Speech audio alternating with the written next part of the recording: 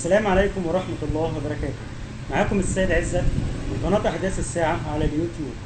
النهاردة أنا جيت لكم بخبر جديد عن اللاعب محمد صلاح، حيث أن نادي برشلونة ينوي ضم اللاعب محمد صلاح لاعب نادي ليفربول الإنجليزي، حيث أن نادي برشلونة يبحث عن لاعب بمواصفات محمد صلاح، لاعب نادي ليفربول ومنتخب مصر الوطني، بعد رحيل اللاعب نيمار إلى نادي باريس سان جيرمان.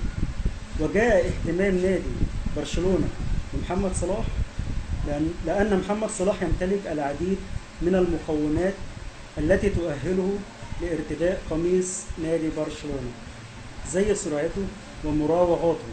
والخبر ده أنا قريته النهاردة وأتمنى أن يكون الخبر ده حقيقي، ولكن فعلا نادي برشلونة بيهتم بضم اللاعب محمد صلاح.